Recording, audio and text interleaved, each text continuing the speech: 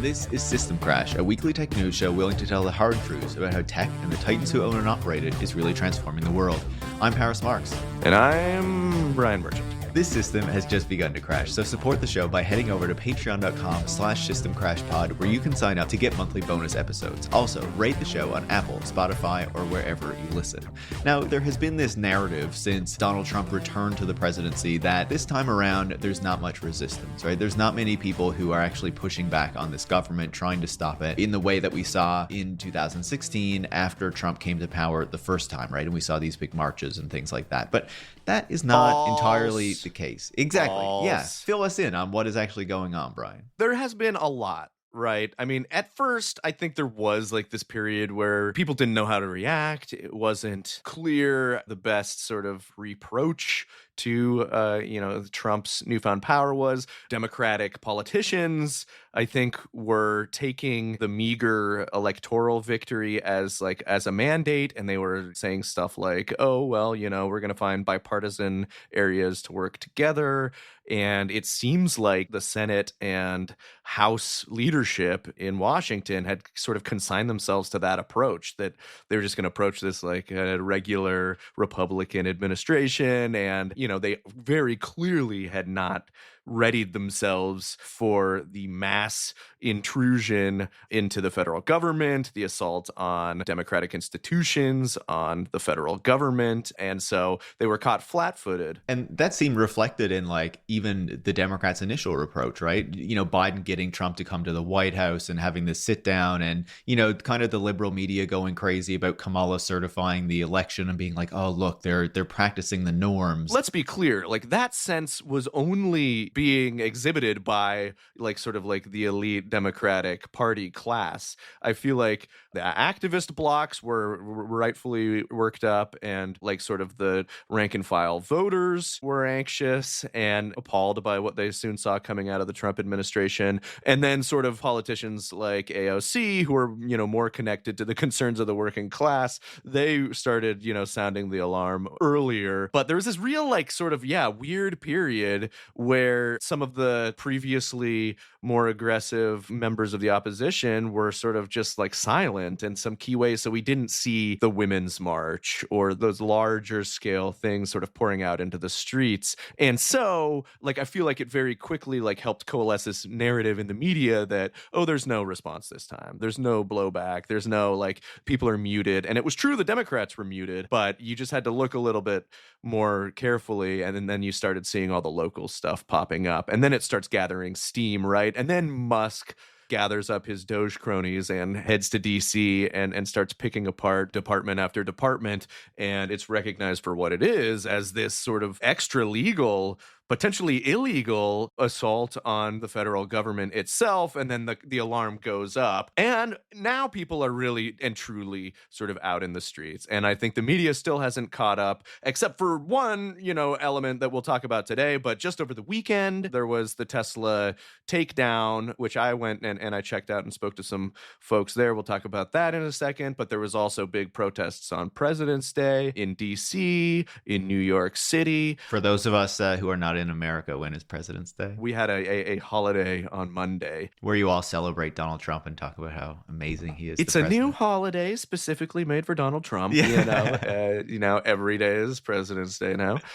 No, people took the opportunity. Again, the media loves these narratives, and having been a member of the media, I can say that, once there is sort of a general consensus about the way things are, that it's hard to sort of get good sort of counter messaging or stories that don't fit that narrative to gain purchase. So yeah, I don't think that you saw a whole lot of images of the protests in the New York Times, for instance, or so on. It is growing. I mean, just the incursions into the federal government are happening at a rapid clip. There's just new indignities, new layoffs just about every single day. Many of them are not legal. Well, it feels like there's so much that's happening that's not technically legal, not based on how the Constitution lays out the powers between the legislature and the executive and stuff. And the question is okay, technically it's not legal or it's against the rules or it's against the Constitution, but is anyone going to actually do anything about it? And it seems unclear that that is going to be the case. Some judges may say, okay, you got to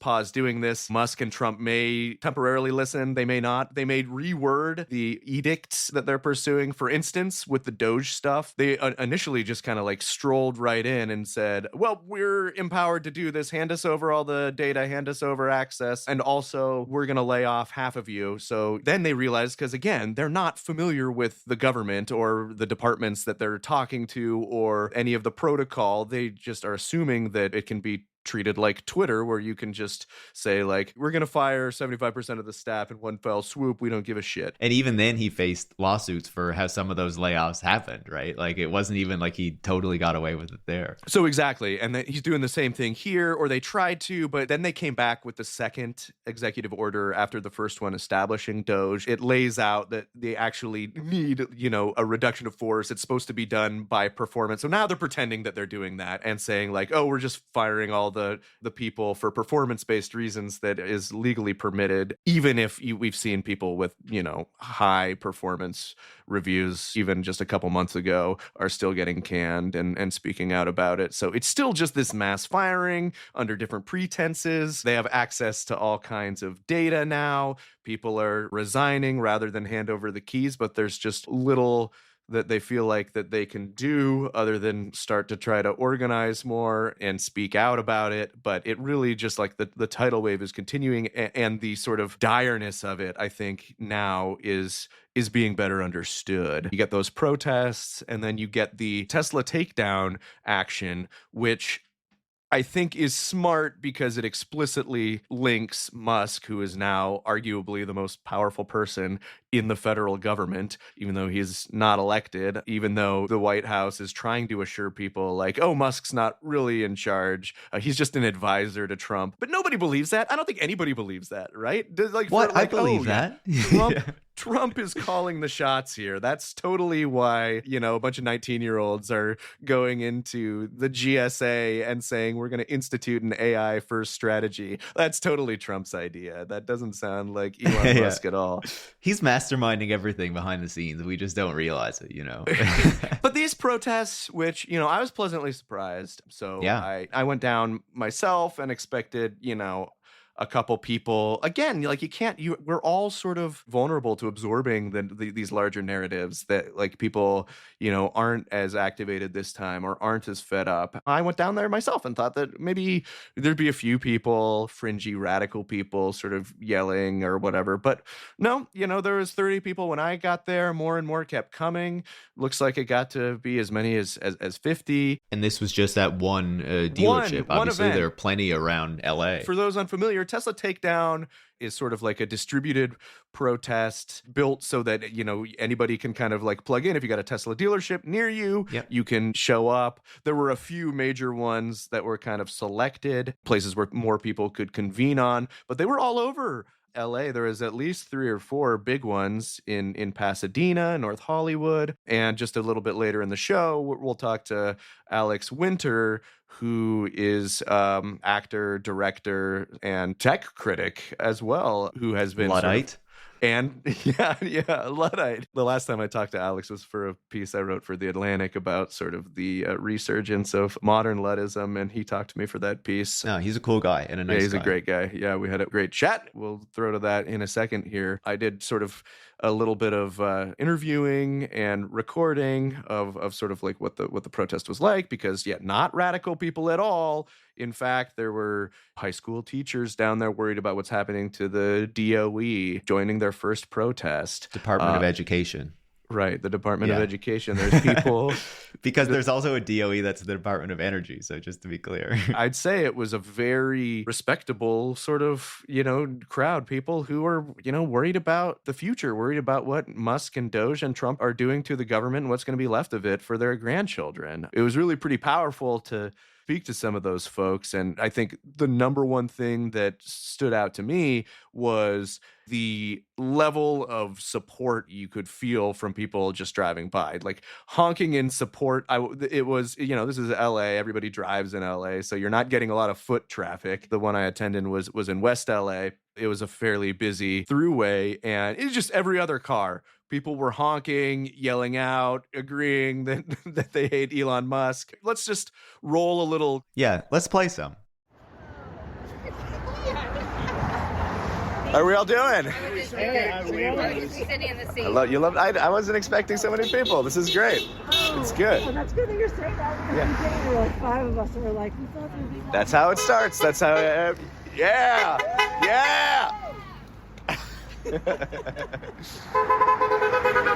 Anybody catch J.D. Vance's speech yesterday? Oh my God. J.D. Vance? I know, sorry. I have a little cold. It's enough to make you throw up. J.D. Vance yesterday was unbelievable. What? I wear a lot of makeup. I'm so angry. I know. What is with the eyeliner? This is not about waste, fraud, and abuse. We know that, right? 100% not. It's about power, concentrating more power. Yeah. That fucking guy is just a puppet. Okay, so she was nodding. Okay, she's in a Tesla, but she was nodding. Thumbs up. Even she gets it. You can hear people honking in support as they pass by. Not the Waymo. We can't get any support from the Waymo. But in between, car in support honking, then a Waymo, then another car honking in support, then a Waymo. Kind of makes you think there was a Tesla, didn't look too pleased. So now there's about 20 people here outside of the Tesla dealership in Playa Vista, LA. I don't think there can be that much overlap these days between the target of people who buy Teslas, who care about those issues, and people who support the kind of fascist takeover that Musk is engaging in. So if we can just get people to not buy the damn Teslas, then we can attack his stock price, and that can bring down his mythology and the wealth that gives him the power base. And certainly get under his skin too. Which is very thin. So he's actually more thin-skinned and immature than Trump, which is amazing that someone can be that emotionally deformed. Man, there's just a lot of support for...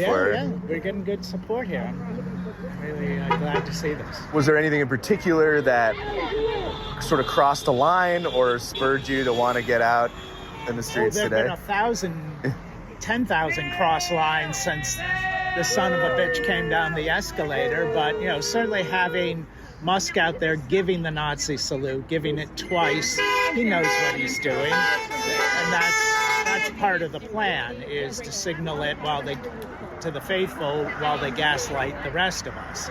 It's just like Vance in Munich, specifically picking Munich as the forum to scold Europe on failing to accept Germany's AfD, the neo-Nazi party, which, that gives away the game here. What are we doing out here today?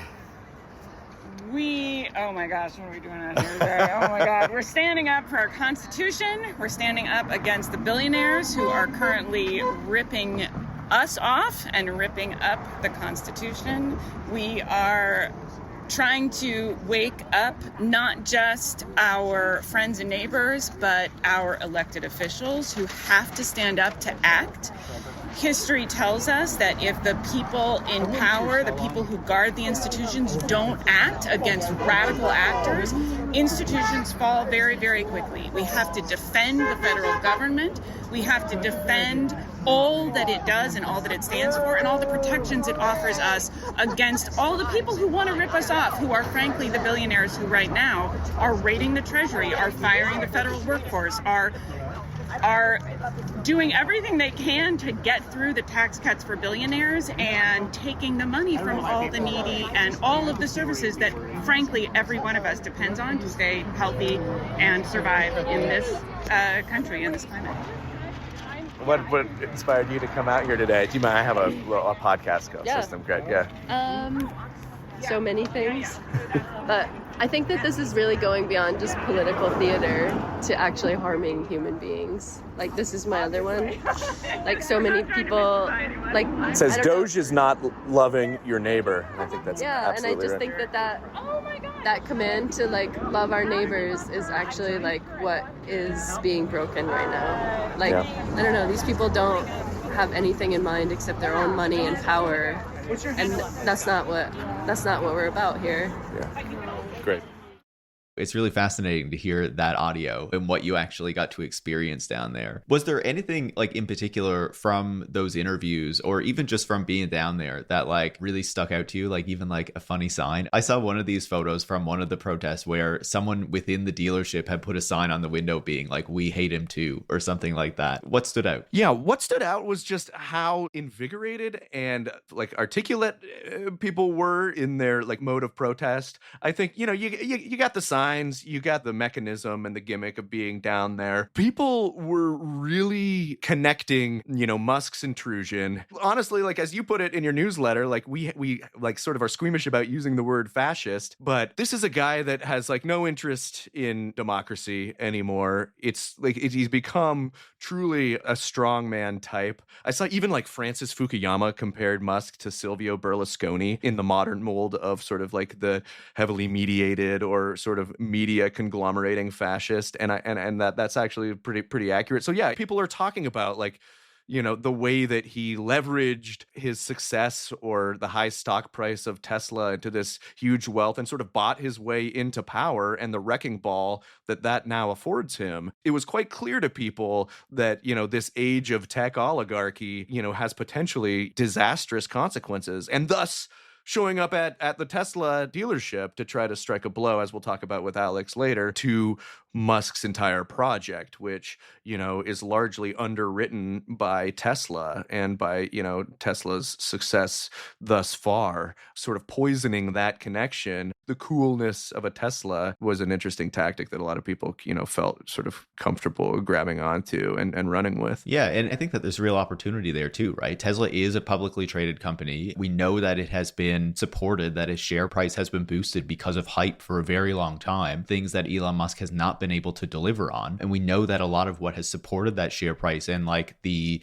valuation that is really disconnected from the actual performance of the company has been linked to his own personality, right? In this view that he can continue to deliver on these things, that his power is going to continue to expand, and that will bring benefits to Tesla shareholders. I think that there's a real opportunity to challenge that in this moment, because we're already seeing reports out of places like Europe that Tesla sales are declining precipitously. China, which Tesla made a big bet on as a big future market, of course, also seeing these declines in Tesla sales as domestic Chinese automakers produce lower cost and arguably better EVs that people are buying instead. So Tesla is vulnerable right now, and hurting Tesla, you know, inherently hurts Elon Musk because of how much of his wealth is tied up in that, right? So I think that's a good opportunity to get into this interview with Alex to hear more about these protests, to learn more about it. And just for people who aren't familiar, Alex Winter is an actor and director who is helping to organize the Tesla Takedown protests. You might know him as Bill in Bill and Ted's Excellent Adventure, or Marco in The Lost Boys. But more recently, he's also been making a series of excellent documentaries,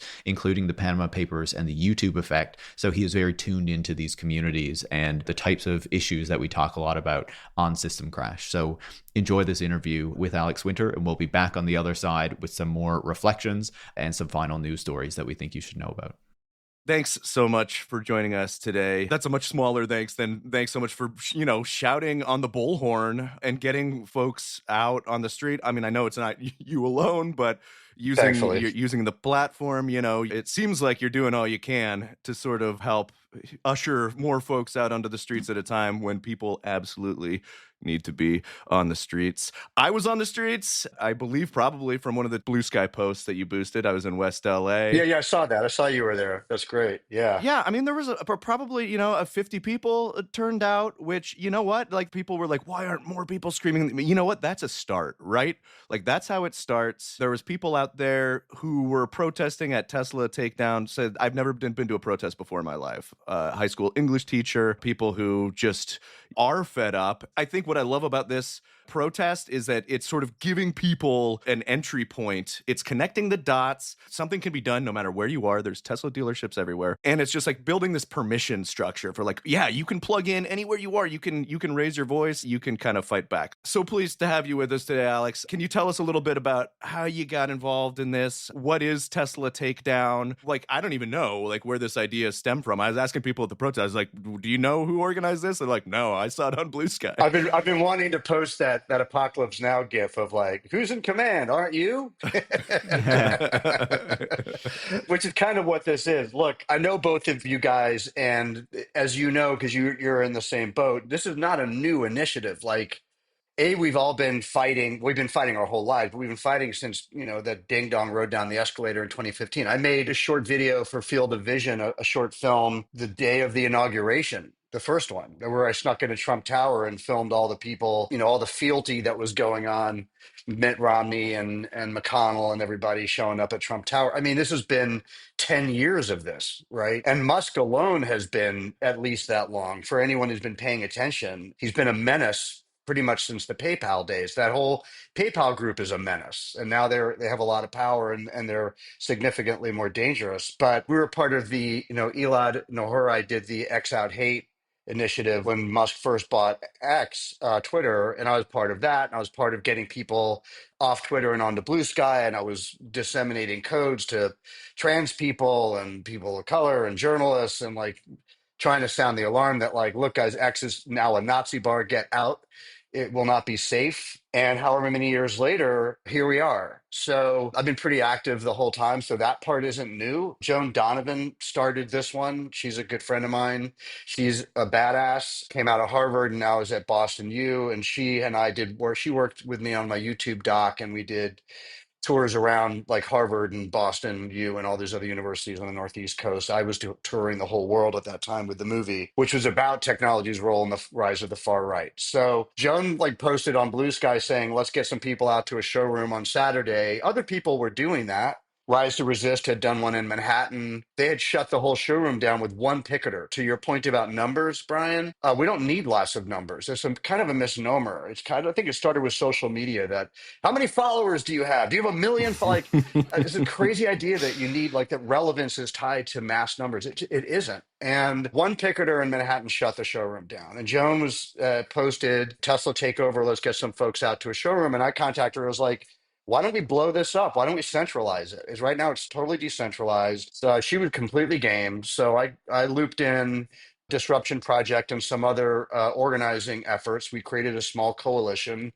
We created an Action Network website, and we started to amplify it. And honestly, like you said about West LA, I did the Pasadena one. I expected 3 people, one of whom was a friend of mine. I really did. I thought it was going to be me, my friend, and maybe one other person. And there were 80 people there. And it was growing when I left, because I left to go to the North Hollywood one. And we had thousands of people around the country on Saturday. We had 500 people the following day in Palo Alto with Joan Baez singing. We had people in Germany, Australia, France, all over Canada. So it just kind of took off. I thought it would be a one-day event. Once I realized that people were still going, we built a website, a proper website, put that up yesterday. The Action Network site allows people to host their events anywhere that they want in North America. And we have a big event planned for this weekend, but people are protesting every day. So now we have flyers up. Now we have like proper people coming on to help that aren't just me and 2 other people, which is what it's been so far. Because I have other things to do. But I mean, this is important to me. I don't want to be the only person doing this. So we're really grateful. I mean, it is a people's movement. So it's largely being driven by people who are taking the initiative. And that's what was really great to see. When I went, I also recorded a little bit of audio just because I wanted to hear from folks on the ground, why they were there, why they were spending, their Saturday morning and afternoon waving signs outside of a Tesla dealership, but also because it became clear just almost immediately that like the support was palpable. Every other car that drove by that wasn't a Waymo, another reason that they want more Waymos, was honking in support, right? It was just blaring support every time. So again, when I'm talking about opening up that permission structure there for people to sort of plug in, it's saying like, oh, even if there's only 50 people, again, as you say, it doesn't necessarily matter, but still that effect is exponential because how many people are driving by there saying, okay, there's people out on the streets doing this. There's people who are, spending their time doing this, and I want to voice my support, however small. And I think it just snowballs from there. And the media pickup is huge. I mean, we've been in every major publication around the world, like including front page of BBC News and the Corriere della Sera in Italy and the Financial Times and like everything here in the US. And we're all over the news. So the Apple stock site put us up, which made me very happy. So, shareholders are seeing this, and that's our aim. I mean, that's the mission right there. And the Tesla stock price is going down too, right? Yeah. Is that the goal there, Alex? Like to target the share price? Like, is there like a common goal, or is it just, to get people kind of activated there? It's all three of those things, Paris. I mean, this is the reason I make the documentaries, because often you'll make these docs, like when I made the Panama Papers doc, and people were saying, well, how many people will see this documentary and who's really getting arrested? The way activism works is if it's one person, that's a lot, right? If it's one person that's activated, that's a lot. It only takes one person to enact change. So that's kind of how I feel about this. Is it's a three-prong attack. There's the perhaps Sisyphean pipe dream prong. Let's create a shareholder revolt against Musk that detaches him from Tesla, which will radically impact his wealth valuation. Because people keep saying, oh, what about SpaceX? What about Neuralink? Well, almost all of Musk's wealth is tied up in his loans and his stake in Tesla, almost all of it. If you decouple him from that, that is a huge hit to Musk. So that's the ultimate end game, right? Which is the least likely to happen, but we may get there, right? Or we may help create the tipping point that gets us there. We know the company is worried about him. We know the board is worried about him. We know the shareholders are already worried about him. The second thing is to, Brian, as you mentioned, is to get people out in the street, give them a gateway to protest, because protest is so important. And it's a very understandable protest. It's safe. It's peaceful. We've had no issues at any of the protests. We're not telling people to vandalize cars. We're not telling people to fight with the cops or to prevent people from going into stores. We just want people to have awareness of this terrible person, Musk, what he's doing with Doge, and how we can hurt him through the stock devaluation, and how Tesla's a way into talking about Musk. But then there is that third aspect, which you're kind of pointing to, which is just awareness, period. Right? If you have people protesting and someone walks by like we did and they say, I don't understand. I thought Doge was just cost cutting because that's what every idiot in the media is telling people it is. We say, no, it isn't actually cost cutting. It's this, this, this, this, and this. And they walk away informed. And to me, that's maybe the most important of all three of them, is to inform a very illiterate public to what is actually going on with this coup right now. I mentioned kind of at the protest that I attended, there were a lot of people who were really sort of, worked up, sometimes in the streets for the first time. The folks that you said you were surprised by the turnout in Pasadena, could you describe the scene a little bit there? Yeah, I got there early, just kind of what I thought would be helped set up. And there was already 30 people there. And that was early. And by the time, the event started per the Action Network, there was 60 people there. People showed up without picket signs and just joined in, and we just handed them stuff. There were little kids there. There were families there. There were old people there. There were people who were at their very first protest. There were people who really didn't like Musk but wanted to understand the Tesla connection, but immediately got it. It was a very busy day in Pasadena on the street. There was a lot of tourists, a lot of people, a lot of foot traffic. So, and we were not blocking the sidewalk. So we ended up having friendly discourse with tons of people, including we had a couple came by that were farmers from Central Valley.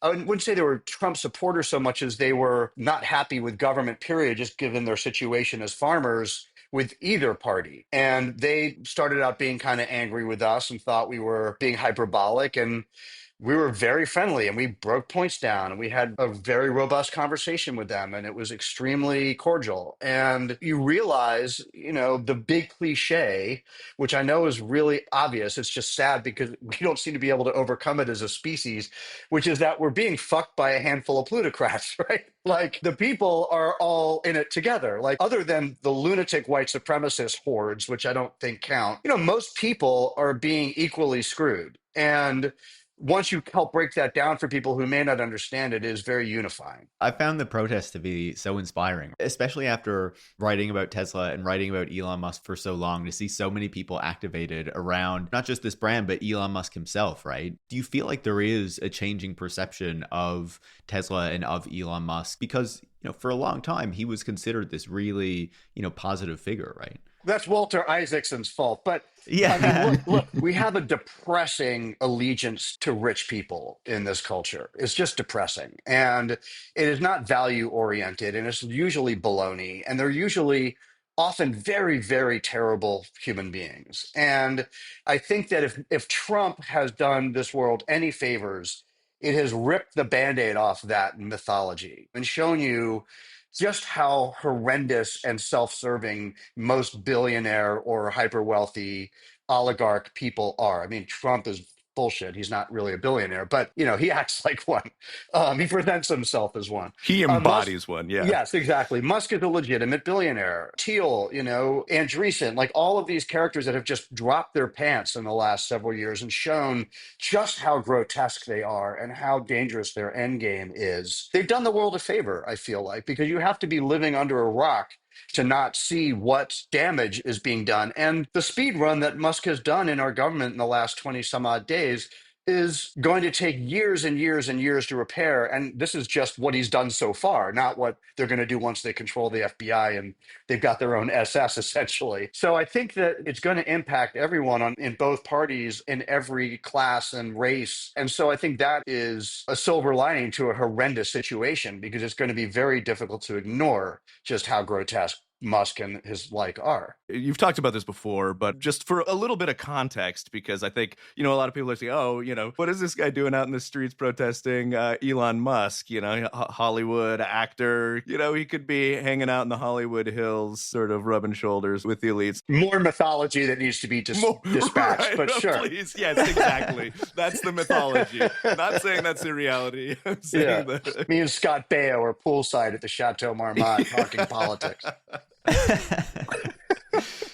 To those who don't know, you've made a bunch of great tech critical documentaries. You didn't just show up a week ago and say, we got to take down Elon Musk. You've been a voice speaking out on, big tech's overreach and what tech platforms are doing to people. You name it. This is clearly a sort of a longstanding concern of yours. I came up online in the 80s, in the early 80s. I was a very big part of the IRC Usenet world. I had a lot of friends in technology, both on the kind of rogue side, the cypherpunk side, the sort of gray hat hacker side. And it was very evident to me then that online communities were going to be the future for good and bad. But I really believed there was an opportunity for a lot of good. And I still believe that there is a lot of good, and people get very black and white. And I think that's what was dismaying to me. I know we don't have a ton of time for this. I'll make it as quick as I can. But I think Napster was a real watershed moment for me personally, because I'd been around the growth of the internet for a long time by then. I mean, honestly, by 98,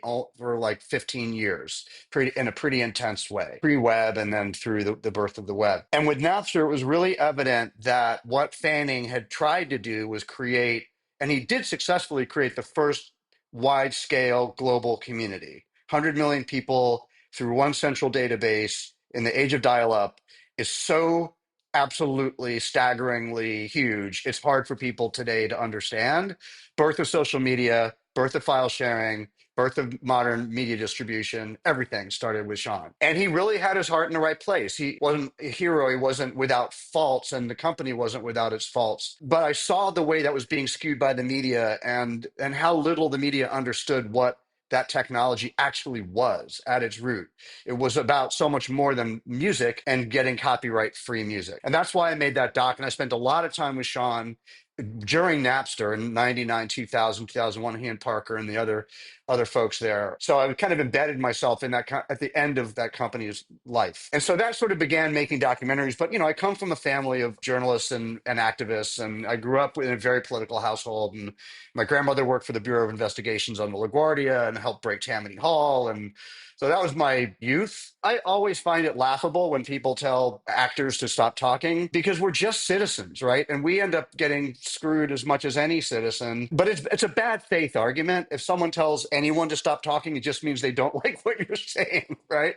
So, like, it doesn't matter who you are. It's bullshit. Like, if someone says, "Why are you talking?" they just mean, "I don't like what you're saying. Please stop talking." So no one should stop talking. I agree that you bring up Napster. It's such an inflection point where if, like, imagine if we had, taken the threat seriously of Napster at that point. That's one of the key sort of moments where, a lot of the things we talk about on this show really sort of hit a wider scale, sort of, eroding the labor and rights of artists, right? And saying, okay, well, now this should all just be free and we shouldn't have to pay for that. You can go relitigate how it all played out. And like Lars Ulrich was probably not the best spokesperson to sort But of I mean, it come just forward. happened so fast, and it happened fast. And like anything else, it was a youth movement more than anything. It was a youth revolt. CDs were $20 a pop. No one had any money. It was a ridiculous bubble.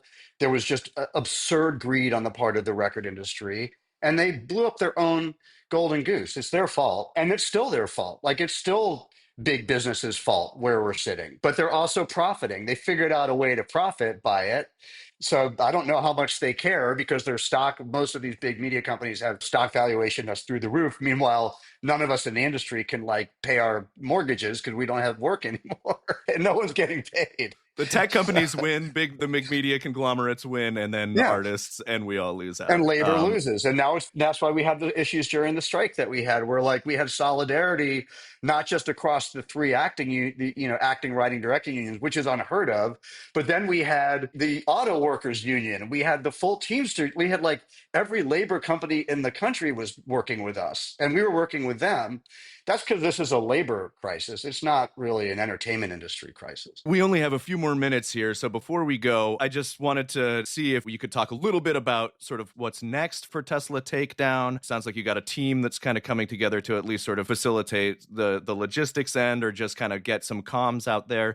And again, that comms part, it is so crucial. Like, look, I've been a member of the media for 15 years now, and trying to get the media, even when you work somewhere and you're yelling at your editor saying like, we got to cover a protest, like people are angry about this. They say, well, that's why I was bringing up the head count. Like, well, it doesn't seem like there's that many people are there, or it doesn't seem like there's always a reason the media has not to cover something. So the fact that like this is such a novel and smart way to go after this, and you are getting headlines in NPR, BBC, not just sort of lefty news orgs, is a big achievement. So how do we keep that momentum going? I think it's just starting. I think it's starting because everyone is very frightened about what Musk is doing, which is really scary considering what a juvenile he is, that he's kind of the grown-up in the room in that administration, right?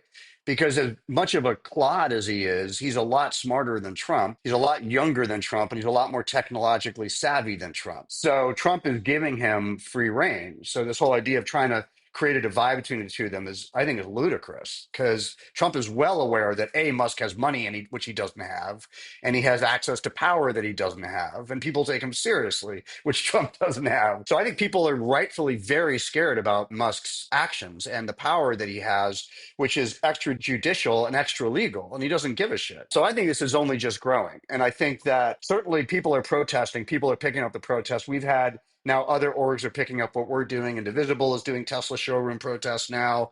I mean, that's what we wanted. We don't want to be centralized in that way. We want to just be a loud voice, and we want other people to pick up the ball and learn about this connection between Tesla's money and Musk's money, and learn about where the vulnerabilities are and start working those vulnerabilities hard. And the more people that do that, the better. So we want as many people doing that as possible. I love that. And as I said, I think it's such an inspiring thing for people generally, right? To get people activated, not just around Tesla, but to give people an avenue to express this frustration, this anger around what they're seeing happening within the US government, giving them a real opportunity to say, look, there's no opportunity to vote right now. The next vote is in like 2 years, and that's a midterm election, but you can like collectively come together and exert this power against this company that is actually very central to the power that Musk has been able to accumulate over the years. And this is something that people can realistically have an impact by doing. Yeah, I think that's it. I think that the reality is we can,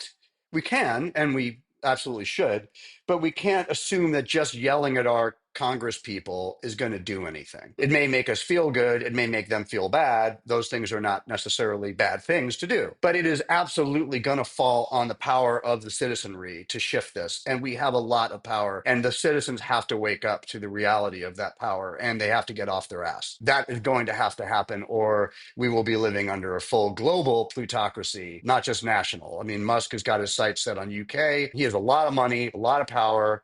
These governments are already shifting, trending right anyway. It's not going to take a lot to shove them over the edge. So we're talking about a global problem. If we don't want that, we better get off our ass. And do whatever we can. Yeah. It's showing up in the street. I mean, put your like yelling, as you said, does have some. It does, yeah. Keep yelling at your Congress people from both sides of the parties. Yell at them. We're their constituents. Yell at them. Get rid of the Tesla. Sheryl Crow, were you involved? I saw Sheryl I Crow. have nothing to do with that. Her I have nothing to do with Sheryl Crow being a badass. That is all Sheryl Crow. And not me. For those who don't, she sold her Tesla and she's donating the money to NPR. Kind of made a big show of it. So The momentum is there. So if there's any final words in our last few moments, if you want to communicate to system crash. The only thing I would say, which I think is really significant, is this all happened on Blue Sky, right? All of it. Yes. I'm not on any other social media platform. And Joan posted this on Blue Sky. That's where it started. And I saw Joan's post on Blue Sky, and I hit her up on a DM, and we grew from there. And I pulled in the other organizations over Blue Sky and all the amplification that got to the rest of the media. So I think that it is really critical to understand how important these social media platforms are in organizing. For all of the hue and cry we have, unfortunately, from the left, too much of it, from the Dems, they try to do this TikTok ban. They are so clueless about the power of the net, and they have such a black and white attitude. It's either all bad or all good, and it is not. There are huge orgs still working off of X that need to be there. The Palestinian movement is largely using X in order to get their voice out. So that's critically important. But in this case, this is all happening on Blue Sky. I am not on X. I can't stand that place, but I get its purpose. So I'm not going to, say that no one should be there. And I think that's significant. And I'm working on an initiative called Free the Feeds, which is to create another platform off of the Blue Sky protocol that would be free from the potential of billionaire control. But for right now, Blue Sky is doing a great job, and it's a very powerful tool for organizing. Every single person I talked to, when we were talking up top about how people found out about this or who organized this, every single person, I saw it on Blue Sky. Yeah.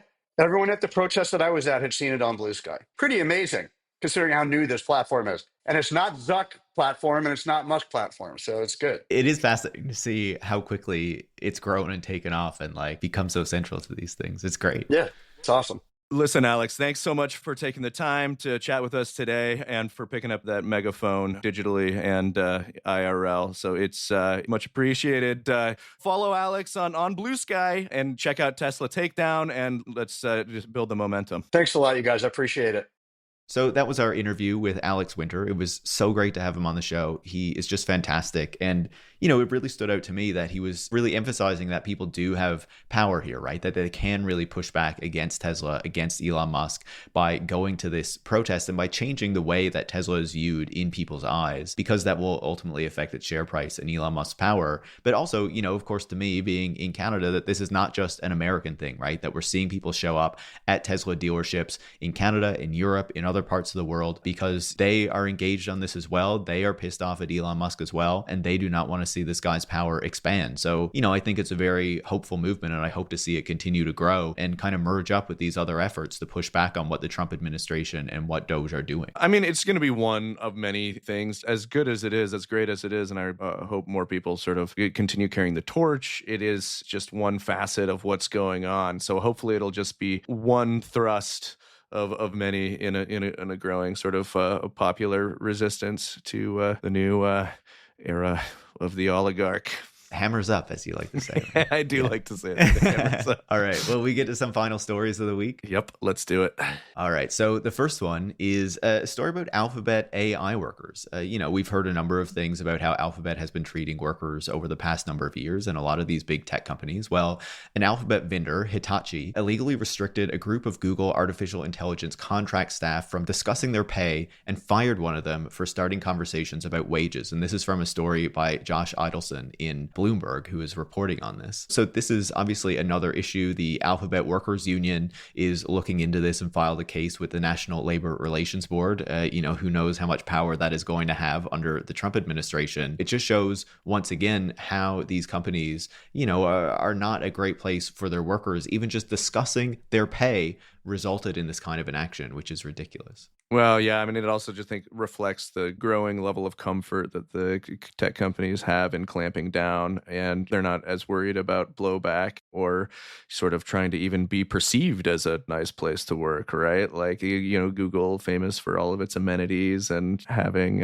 its like Googleplex filled with recreation, ping pong tables, and encouraging employees to sort of speak out. Like, those days are gone. Like, the amenities may remain, but the attitude that you are, not being evil, that you are sort of, part of a project that's designed to help progress humanity. That's out the window now. This is a monopoly. It's doing business. If you speak out, you're going to get shown the door. Yeah, and even during the pandemic, I believe they took that opportunity to rein back some of those perks as well that used to be offered. I know Meta certainly did. I wouldn't be surprised if Google did a bit as well. What do you got for us, Brian? Well, this one is just, I mean, it's funny, it's dark, it's absurd, it's depressing. So reflective of our modern tech-addled era.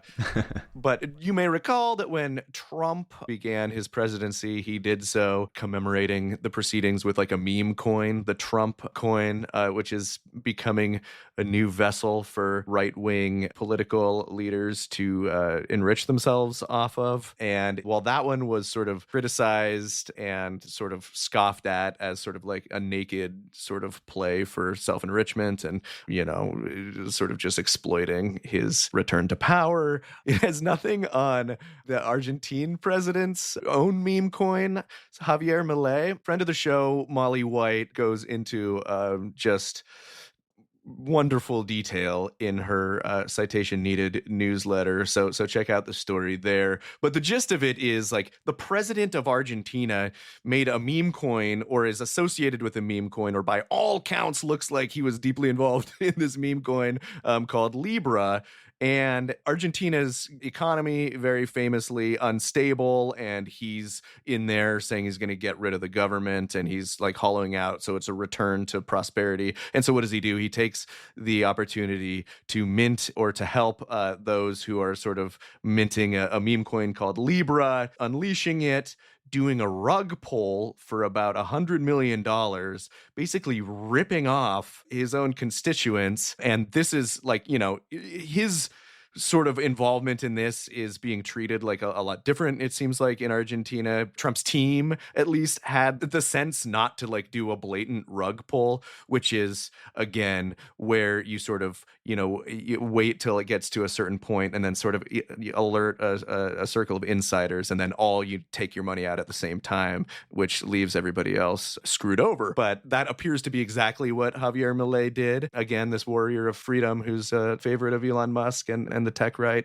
And he is now like facing calls for impeachment and they like genuine sort of animosity and rage over there. I mean, rightfully so. The president of a nation. This is where we're at, where it's like, where does it rank in terms of sort of like, the collapse of democratic institutions, doing a meme coin, rampant corruption? Like, it's all just such a mess. But this, even amid the mess, this story stuck out. Hopefully he won't be able to be taking those weird thumbs up selfies with everybody, into the future, because he will just be behind bars and the people of Argentina will not have to deal with him anymore. I saw that Jair Bolsonaro of Brazil, the former right-wing president who also had a relationship with Elon Musk and all these people, I think has been arrested or like charged or something like that. So, so some good developments there. Right. Showing how it's done. Yeah. Yeah. For his involvement in the coup, right? Exactly.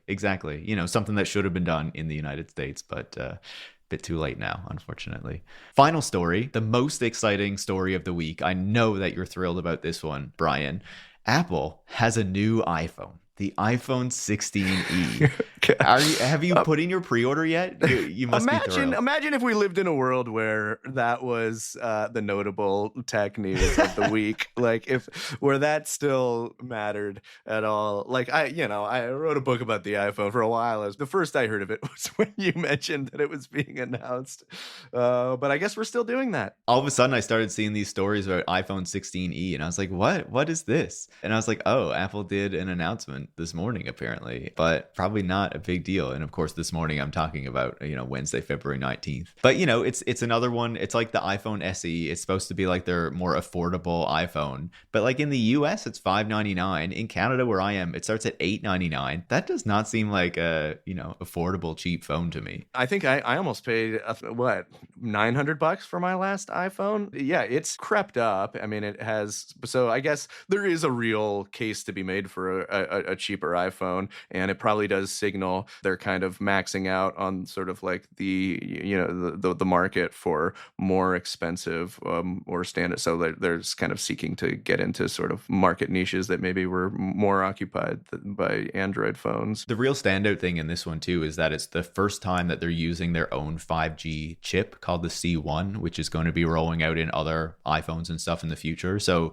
in the same way that they have started to create their own processors, the M1s in the Macs and things like that, and the A series chips in the iPhones, that now they are moving into these other components to try to cut out other suppliers. More consolidation. Yeah, and to keep more of those profits, right? So they don't need to pay these additional fees to these other companies that they're getting these chips from.